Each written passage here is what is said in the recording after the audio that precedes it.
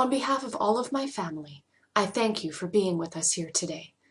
On behalf of my dad, I would like to extend a firm and enthusiastic handshake along with a greeting of, "How the hell are ya?" If he was here with us today, you know that is what he would do to each and every one of you, followed by a pat on the back, a hug, and a big, contagious grin. Let me tell you about my dad. John Howard Gilbert was born on the 2nd of August in the year 1946. He grew up on the family farm in Tomahawk, Alberta, with his two brothers, David and Frank. The Gilbert brothers got into a fair bit of trouble together, and I am pretty sure that Dad was often the instigator among the three boys. Dad's childhood was full of fun and adventures. Surrounded by friends and family, he enjoyed swimming, riding bikes, fishing, hunting, and camping out. He worked hard on the family farm, baling and pitching hay and milking cows. As he got older, he helped out other farmers in his hometown too. After graduating from high school, John worked at the Weldwood plywood plant. Soon after, he submitted his application to the RCMP, but he was told that he needed to have a bit more life experience first. So he traveled up north and worked for the Department of Transportation on Coast Guard boats for a while. He returned to Edmonton, where he attended Alberta College. I believe there may have been more partying going on than studying much of the time. Believe it or not, he also went door to door selling vacuum cleaners during this time of his life too. At the age of 20, he joined the RCMP and completed his training at Depot in Regina and graduated at Penhold in Alberta. He was sent by the RCMP to Ottawa for Canada's centennial in June of '67. On June 30th, 1967, John ended up on a double date with a cousin of my mom's named Donna, and Mom was with a date of her own. There was no love connection for John and Donna, and to be quite honest, Mom thought Dad was a bit of a jerk. That's the G-rated version of how she really felt. The very next day, however, she saw John again on Parliament Hill. He was working in full red serge in honor of Canada's 100th birthday. His handsome appearance and overwhelming charm got to her, and the rest, as they say, is history. They began to date, got engaged in November of 1969, and got married on April 4th, 1970. That is 45 years of marriage for those of you doing the math right now. They were married in Burnaby, as this was the first place that Dad was stationed in. His first transfer took them to Revelstoke, where they welcomed my brother Scott in 1972 and my sister Stacy in 1973. She's 42, for those of you doing the math right now. And you're welcome, Stacy. His next move took him to Kamloops, where I joined the family in 1976. After Kamloops, we went to Merritt and then Victoria. We ended up staying in Victoria for 6 years, which is twice as long as we usually lived anywhere. While stationed in Victoria, Dad became involved with a special joint task force called CLUE, which stands for Coordinated Law Enforcement Unit, and it is now known as the Organized Crime Unit of BC. His involvement in CLUE took him to Austria for 2 months and Sri Lanka for a short time as well. I was pretty little at this time, but I do remember that this was the time period in which Dad grew a beard and permed his hair, which has been a source of entertainment for all of us ever since. Rick Gonder, a former municipal police officer who worked with Dad, reached out to Mom this week after hearing of Dad's passing. His heartfelt words show just what kind of a guy my dad was. Here is what he shared with us. I am one of the few municipal police officers who had the privilege and honor to work with John while he was with CLUE in Victoria. John was a highly respected police officer, and one of his attributes was that no matter what color your uniform was, in John's mind, you still were a brother. He went on to describe Dad having energy beyond belief, and he said that Dad was known for saying, "But wait, there's more," when briefing his colleagues on an investigation. This certainly sounds like the man that I knew and loved. From Victoria, we were transferred to Prince George, and then finally ended up here in Kelowna. My dad retired here as a staff sergeant with 23 years of service in the force. He was not interested in actually retiring, though. He was just shifting gears. After leaving the RCMP in 1990, he began working for ICBC as a special investigator. There was certainly no shortage of insurance fraud, and those were a busy 13 years for him. When he left ICBC, retirement was still not on his mind. Soon thereafter, he and my mom worked together in their own private investigative business. At the same time, Dad was marshalling at Gallagher's Canyon Golf Course, and he really enjoyed the perks that came with the job. He continued to run his home business and marshal until the advance of his illness forced him to retire. My dad was the best dad in the world. For as long as I can remember, Dad was involved in every part of our lives. Not only did he take us to our various extracurricular activities, he was involved in them himself. He helped out when Scott was in Beavers and Cubs.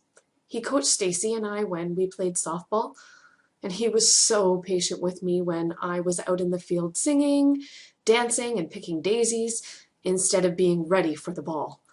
He was a smart coach, though. There was a reason why he always had me play a position deep in the outfield.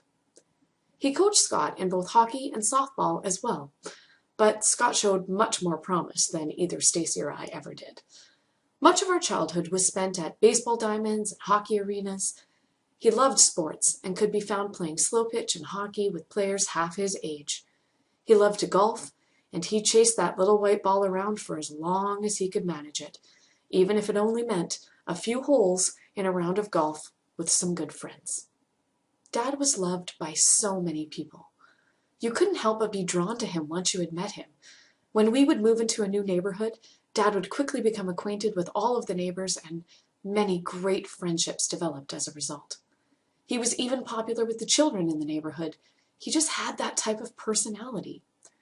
One of the children in the neighborhood that we lived in Prince George was particularly chummy with Dad. It sure says something when a child knocks on the door and asks if John can come out to play. This same child once paid Dad a quarter after working with him in the yard. Having John as my dad made for an exciting childhood. There was never a dull moment or a shortage of fun. He loved to be out in the yard, working in the garden, filling up the bird bath, refilling his bird feeders, and, as we all liked to call it, just tinkering. He started many a project that did not quite go as planned, but he didn't let the fact that he was not very handy deter him at all. If something needed to be soldered, he was your man, but there were no guarantees that someone wouldn't get hurt in the process. He was always willing to help out anyone who needed a hand. He gave and gave and gave, and never expected anything in return. When I became a teenager, the real fun started. When the phone would ring, I would try to beat him to the phone because if he got there first, I knew that it meant trouble. He would answer the phone and then, even if I was standing right beside him, say, "Please hold, I need to use the home paging system." And then he would yell for me at the top of his lungs. My boyfriends were all a bit afraid of him, but they all loved him despite that fear. After all, this is a man who told criminals that they were being charged with a crime and their claims were not going to get paid, and they thanked him at the end of their meetings. After a good friend of mine moved to Saskatchewan, he and I used to take a road trip together every summer. We would head to Tomahawk for a visit, and then he would take me to meet her halfway. Those trips are some of my fondest memories of our time together. We would crank up the tunes and sing our hearts out. Once we were going very fast because we were grooving to a favorite song of ours. This led to Dad being pulled over for speeding. Despite his charm and the fact that he still oozed police officer vibes, he still got a ticket. You can imagine that he was less than pleased with the outcome. But a few kilometers down the road, we turned the tunes back up and carried on. Although I always knew that my dad was special, it became particularly apparent in high school when my house became the hangout place for my friends. Instead of going out, we would often just hang out with my own mom and dad, playing games or cards until the wee hours of the morning. Dad always took advantage of every opportunity that he possibly could to dance. Man, could that man party. He was on that dance floor for every song until the DJ would turn off the music and call it a night. You knew things were really hopping when he would give his famous party yell that I am sure could be heard far and wide. When he wasn't dancing with me, he was cutting a rug with my mom. I just loved to watch the two of them polka and jive. I have so many amazing memories of time spent with him out on the dance floor. I could tell you so many more stories that I hold dearly in my heart, and I am sure that each and every one in this room could tell their own tales about time spent with Dad. Before I wrap things up, I would like to tell you about some of the things that I learned from my dad. I learned how to play ball. I learned how to plant a garden. I learned that slugs don't like marigolds, so you should plant them around your strawberries. I learned how to drive. I learned how to work hard and do everything to the best of my ability, always. I learned that my mom will swear profusely when you honk the horn while she is standing at the front of the car putting on her shoes. I learned that singing Froggy Went a Courtin' in the bathtub while squirting water out of your fist is a lot more fun than singing it anywhere else. I learned how to skip a rock across the surface of the ocean. I learned how to dance. I learned that if you hit a deer in just the right way, its hoof will open up the roof of your car like a can opener. I learned that just when you think that you have removed all of the rocks from a yard in South Kelowna, Dad will find more. I learned that you need to be careful when driving home with a brand new barbecue in the back of your truck. I learned that honesty and integrity are things to strive for. I learned that some people just know where they are going and rarely need to look at a map. I learned that getting Dad as your partner in Trivial Pursuit is almost a guaranteed win. I learned how to be grateful for what I have and to push myself to get to where I wanted to be. I learned that some people savor their toast. I learned that respect, love, and laughter are the secret to a happy and long-lasting marriage. I learned to live for today because you don't know how many tomorrows you will be given.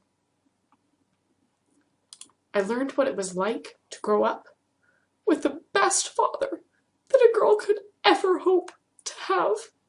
Dad was a son, a brother, a father, an amazing husband, a grandpa, a papa, an uncle, a great-uncle, a friend, an officer, a fighter for justice, a man that you were glad to have had the chance to know. To me, my dad was energy, quick smiles, comfort, and strength.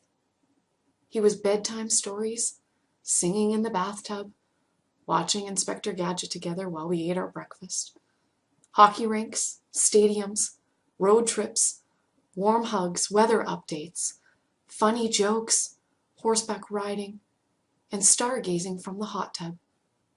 He was hockey night in Canada, picnics, New Year's Eve parties, Canada Day parades, Zamfir, Nana Muscuri, John Fogerty, and everything in between. He was nature shows, trips to the river, bike rides, tobogganing, shenanigans, and mischief. He was long walks through the woods with a trail of grandchildren in tow, building sandcastles on the beach, wild strawberries, laughter, and love. There is no denying that my dad was a special man. This last chapter of his life, it was not fair. You can't even call what he went through a fight or a battle, because the odds were never in his favor. He had so much strength, determination, and he was such a fighter. If this had been an illness that was beatable, we all know that he absolutely would have beat it.